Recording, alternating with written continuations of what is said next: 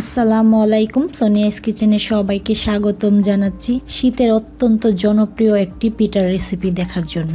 দেখতে দেখতে তো শীত চলে এসেছে, আর শীত মানে হলো পিঠাপুলির উৎসব। আর শীতের সকালে সর্বপ্রথম যে পিঠাটা খাওয়া হয় সেটা হলো বাপা পিঠা। আর শুকনো চালের গুঁড়া দিয়ে কিভাবে বাপা পিঠা তৈরি করা যায় সেই রেসিপিটি আজ আমি আপনাদের সাথে শেয়ার করব। রেসিপিটি খুবই সহজভাবে উপস্থাপন করার চেষ্টা করব।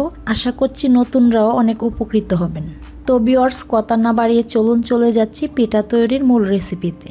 বাপা পিঠা তৈরি করার জন্য এখানে 3 কাপ পরিমাণ শুকনা চাউলের গুঁড়া নিয়েছি, তবে আপনারা চাইলে এখানে ফ্রেশ চাউলের গুঁড়াটাও ব্যবহার করতে পারেন। নারিকেল নিয়েছি পরিমাণ মতো, সাথে নিয়েছি খেজুরের গুড়। তবে আপনারা চাইলে খেজুরের গুড়ের পরিবর্তে শুধু আখের গুড় দিয়েও কিন্তু এই পিঠাটা তৈরি করতে পারবেন। এবার নারিকেল আর গুড়টাকে এক সাইডে রেখে চালের গুঁড়িগুলোকে আমি প্রসেস করে নেব।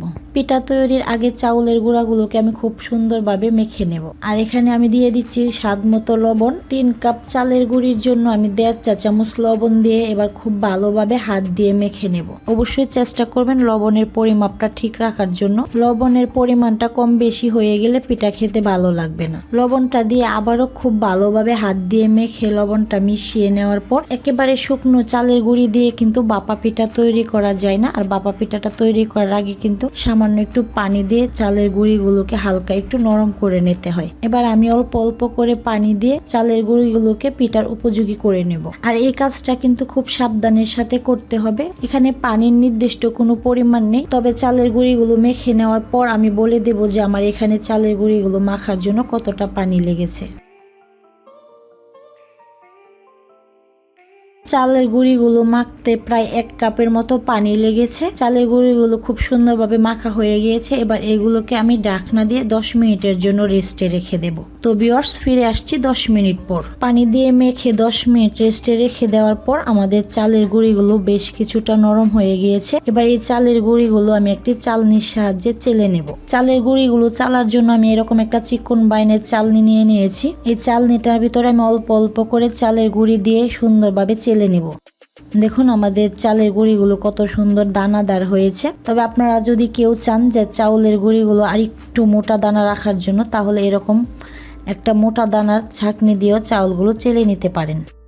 আমার সবগুলো চালের গুঁড়ি চেলে নেওয়া হয়ে গিয়েছে। দেখুন, দেখে হয়তো বুঝতেই পাচ্ছেন যে আমাদের চালের গুঁড়িগুলো কিন্তু দানা দানা অবস্থায় আর সামান্য একটু ভিজা ভিজাও আছে। এবার আমি পিঠা তৈরি করার জন্য এরকম একটা সাজ নিয়ে নিয়েছি। বাপা পিঠার এই সাজগুলো কিন্তু বাজারে কিনতে পাওয়া যায়। চাইলে ঘরে থাকা অন্য কোনো সাজের সাহায্যে পিঠাটা তৈরি করতে পারেন। এবার এতে আমি সামান্য একটু শুকনো চালের গুঁড়ি দিয়ে দিচ্ছি, এতে করে পিঠাগুলো বেজে যাবে না। চালের গুঁড়িটা দিয়ে এরকম ভাবে হাতের সাহায্যে ঘষে নেব। আর ঘষে নেওয়া হয়ে গেলে এতে আমি অল্প অল্প করে কিছু চাউলের গুঁড়ি দিয়ে দেব। দেখুন, এটা কিন্তু আপনাদের দেখে বুঝে নিতে হবে যে চাউলের গুঁড়িটা আমি কিভাবে দিচ্ছি। এবার এতে দিয়ে দেব সামান্য কিছু নারিকেল কুচি, সাথে দিয়ে দিচ্ছি আগে থেকে কুচি করে রাখা খেজুরের গুড়।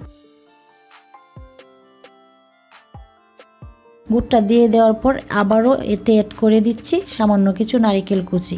গুড় আর নারিকেল দিয়ে দেওয়ার পর আবারও সামান্য একটু চালের গুঁড়ি নিয়ে উপরে দিয়ে দিচ্ছি। আর উপরে দিয়ে দেওয়ার পর আলতো হাতে একটু চেপে দিতে হবে। অতিরিক্ত জুড়ে জুড়ে চাপতে যাবেন না, তাহলে কিন্তু পিঠাটা ভিতরে কাঁচা থেকে যাবে। হাতের আঙ্গুলের সাহায্যে ভালোভাবে এটাকে চাপিয়ে নেওয়ার পর দেখুন আমার পিঠাটা কিন্তু সবটা একেবারে সমান। চেষ্টা করবেন পিঠাটা খুব সুন্দরভাবে সমান করে নেওয়ার জন্য। যদি মাঝখানটা ফুলে থাকে তাহলে কিন্তু পিঠাটা ভেঙে যাবে। পিঠাটা হাতের সাহায্যে সমান করে নেওয়ার পর এবার একটা পাতলা কাপড়ের সাহায্যে পিঠাটাকে ডেকে নেব। আর এই কাপড়টা আমি আগেই একটু ভিজিয়ে নিয়েছি, এতে করে আমাদের পিঠাটা কিন্তু কাপড় থেকে খুব তাড়াতাড়ি খুব সুন্দরভাবে উঠে যাবে। তবে আপনাদের কাছে যদি এরকম পাতলা কাপড় না থাকে তাহলে নেট কাপড় অথবা নেট জাল দিয়েও কিন্তু এই পিঠাটা বাপে দেওয়া যাবে। বাপা পিঠা তৈরি করার জন্য একটি পাত্রে আমি বেশ কিছুটা পানি দিয়ে এরকম একটা ছাঁকনি বসিয়ে নিচ্ছি। এবার এটাকে ঢাকনা দিয়ে অপেক্ষা করব পানিটা ভালোভাবে বলক আসা পর্যন্ত। পানিটা বলক এসে গিয়েছে। এবার এতে আমি পিঠাটা বসিয়ে দিচ্ছি। কাপড়ের এই মাথাটা ধরে পিঠাটা বসিয়ে এবার এর থেকে পিঠার ছাঁচটা তুলে নেব।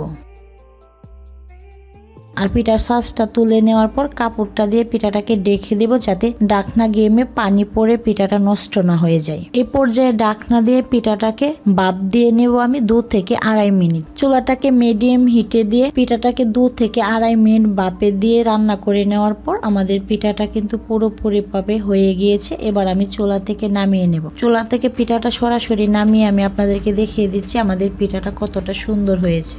আর এই একইভাবে আমি সবগুলো পিঠা তৈরি করে নেব। আমি এক এক করে সবগুলো পিঠা তৈরি করে নিয়েছি। এবার আমি আপনাদেরকে পরিবেশন করে দেখিয়ে দিচ্ছি যে আমাদের পিঠাগুলো কতটা সুন্দর আর কতটা লোভনীয় হয়েছে। তো ভিউয়ার্স, শুকনো চাউলের গুঁড়া দিয়ে কিভাবে খুবই সহজে ভাপা পিঠা তৈরি করা যায় সেটা অবশ্যই এতক্ষণে দেখে বুঝতে পেরে গিয়েছেন। আশা করছি আমার আজকের এই ভাপা পিঠার রেসিপিটা আপনাদের খুবই ভালো লেগেছে। বাহির থেকে কিনে না এনে ঘরেই কিভাবে শুকনো চালের গুঁড়ি দিয়ে ভাপা পিঠা তৈরি করতে পারবেন সেই রেসিপিটি আজ আমি আপনাদের সাথে খুবই সহজভাবে শেয়ার করেছি। আশা করছি রেসিপিটি আপনাদের ভালো লেগেছে। আর যদি ভালো লেগে থাকে তাহলে একটি লাইক দিয়ে কমেন্টস করে বন্ধু বান্ধবের সাথে শেয়ার করতে ভুলবেন না। আজকের মতো এখানেই বিদায় নিচ্ছি। দেখা হবে আবারও নতুন কোনো পিঠার রেসিপি নিয়ে। সেই পর্যন্ত ভালো থাকবেন, সুস্থ থাকবেন আর আমার জন্য দোয়া করবেন। আল্লাহ হাফেজ।